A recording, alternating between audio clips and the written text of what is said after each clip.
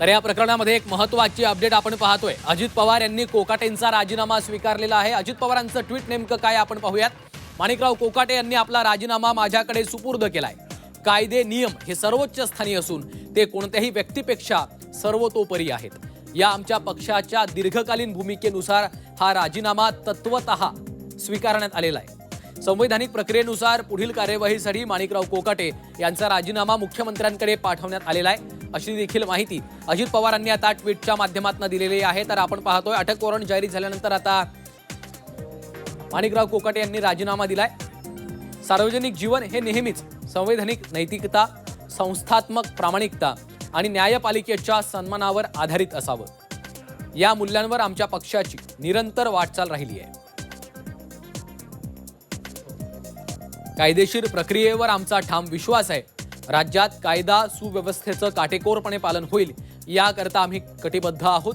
लोकशाही मूल्ये जपली जातील आणि जनतेच्या विश्वासाला तडा जाणार नाही, त्या दृष्टिकोनातून आम्ही सदैव कार्यतत्पर राहू, असं देखील उपमुख्यमंत्री अजित पवार यांनी या ट्विटमध्ये म्हटलेलं आहे।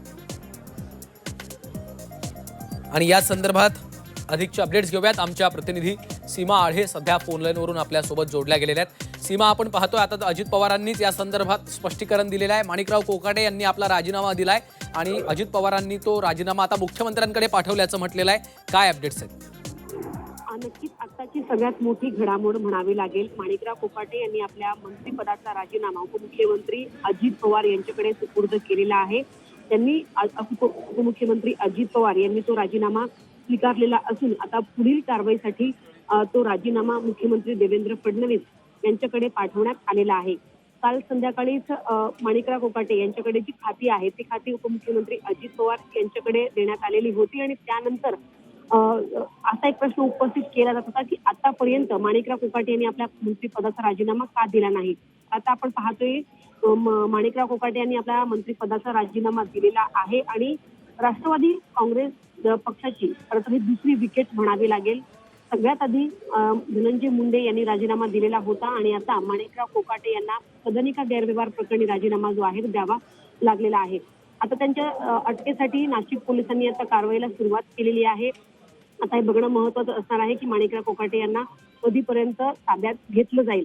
मात्र त्यांच्या संदर्भातली जी मागणी होत होती विरोधकांकडनं किंवा कायदेशीर प्रक्रिया कधीपर्यंत राबवून त्यांचा राजीनामा घेतला असे अनेक प्रश्न उपस्थित केले जात होते। त्या अनुषंगाने आता मंत्रिपदाचा राजीनामा दिलेला आहे। ऐन महानगरपालिकेच्या तोंडावरती हा त्यांचा राजीनामा होत असल्यामुळे पक्षासाठी हा मोठा धक्का म्हणावा लागेल, मोठा फटका म्हणावा लागेल। कारण यामध्ये नाशिक महानगरपालिकेची सुद्धा निवडणूक पार पडणार आहे आणि त्या ठिकाणच्या मंत्र्याचा राजीनामा होणं पक्षासाठी खरं तर पक्षासाठी हा मोठा फटका म्हणावा लागेल। त्यामुळे त्यांच्या ऐवजी कोणाची एंट्री सरकारमध्ये होते हे पाहणं अत्यंत महत्त्वाचं असणार आहे।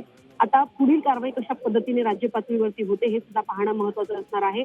आता त्यांची आमदारकी सुद्धा जाण्याची दाट शक्यता आहे, त्यामुळे आमदारकी रद्द कधीपर्यंत होते, कारण त्यांच्या आमदारकीची लवकरात लवकर त्यांची आमदारकी रद्द व्हावी यासाठी सुद्धा मागणी जोर धरू लागलेली आहे। त्यामुळे आता विधानसभा अध्यक्ष राहुल नार्वेकर यांच्या कार्यालयाकडनं कधीपर्यंत कारवाई होते हे सुद्धा पाहणं महत्त्वाचं असेल। मात्र तुर्तास तरी त्यांनी आपल्या मंत्रिपदाचा राजीनामा दिलेला आहे। तो राजीनामा स्वीकार झालेला असून आता पुढील कारवाईसाठी मुख्यमंत्र्यांकडे तो राजीनामा गेलेला आहे आणि मुख्यमंत्री सुद्धा पुढील काही तासांमध्ये त्यांचा हा राजीनामा स्वीकारतील।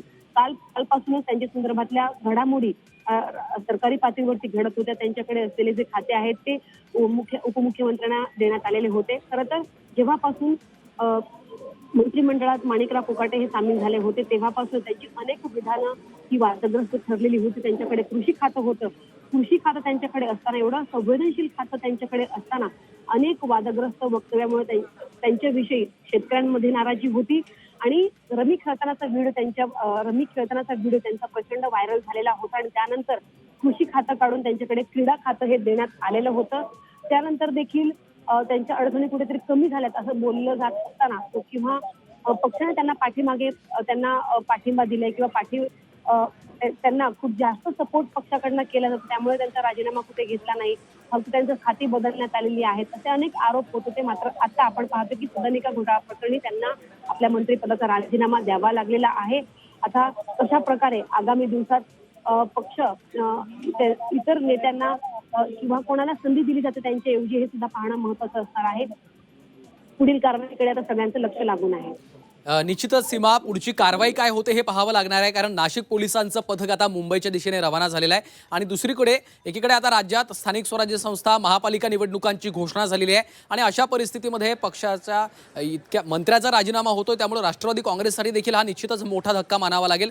दुसरीकडे आपण पाहतोय मंत्रिपदाचा राजीनामा दिला असला तरी देखील आता त्यांच्या आमदारकीच्या राजीनाम्याची देखील मागणी विरोधकांनी लावून धरली आहे. सीमा, नक्कीच खरं तर जेव्हा त्यांना 2 वर्षाची शिक्षा कोर्टाने कायम ठेवलेली होती तेव्हापासूनच विरोधक असा प्रश्न विचारत होते की जेव्हा राहुल गांधी यांच्यावरती आरोप झाले होते तेव्हा त्यांची खासदारकी रद्द करण्यात आलेली होती. सुनील केदार यांच्या संदर्भात देखील हाच निर्णय विधानसभा अध्यक्षांनी घेतलेला होता. मग सत्ताधारी पक्षातील मंत्र्यांसाठी, सत्ताधारी पक्षातील आमदारांसाठी वेगळा न्याय आहे का, असा एक प्रश्न मागील 2 ते 3 दिवसांपासून विचारला जात होता.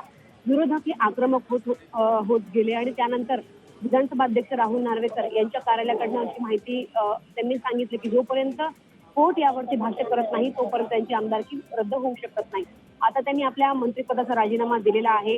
त्यांना अटक कधीही होऊ शकते आणि त्यामुळे आमदारकी देखील लवकरात लवकर रद्द होण्याची शक्यता ही वर्तवली जाते. त्यामुळे आता विधानसभा अध्यक्ष राहुल नार्वेकर यांच्या कडनं कधीपर्यंत कारवाई होते हे पाहणं महत्वाचं असेल. सोबतच मुख्यमंत्री देवेंद्र फडणवीस यांचा राजीनामा कधीपर्यंत स्वीकारतात हेही पाहणं महत्वाचं असणार आहे. या सगळ्या घडामोडी अगदी निवडणुकीच्या काळामध्ये घडत असल्यामुळे आता पक्ष त्यांच्या ऐवजी मंत्रिपद कोणाला देणार हे सुद्धा आता हा सुद्धा एक मोठा प्रश्न जो आहे तो निर्माण होतोय. कारण काल एकीकडे माणिकराव कोकाटे यांच्याकडे असलेली खाती अजित पवार यांच्याकडे देण्यात आली आणि त्याच वेळी म्हणजे कालच अशा वेळी म्हणजे महाराष्ट्रामध्ये एवढ्या घडामोडी वेगवान घडत असताना धनंजय मुंडे यांनी अमित शहा यांची भेट घेतलेली होती. त्यामुळे अशी एक चर्चा राजकीय वर्तुळामध्ये सुरू झाली की कुठेतरी धनंजय मुंडे पुन्हा सरकारमध्ये येण्यासाठी कोकाटे यांनी आपला मंत्रिपदाचा राजीनामा सुपूर्द केलेला आहे आणि अजित पवारांनी तो राजीनामा स्वीकारलाय, मुख्यमंत्र्यांकडे देखील पाठवलेला आहे. दुसरीकडे आपण पाहतोय नाशिक पोलिसांचं पथकही आता मुंबईच्या दिशेने रवाना झालेलं आहे. या सगळ्या घडामोडींचं अपडेट्स आपण घेत राहणार आहोत. तुर्तास धन्यवाद सीमा या सविस्तर माहितीसाठी.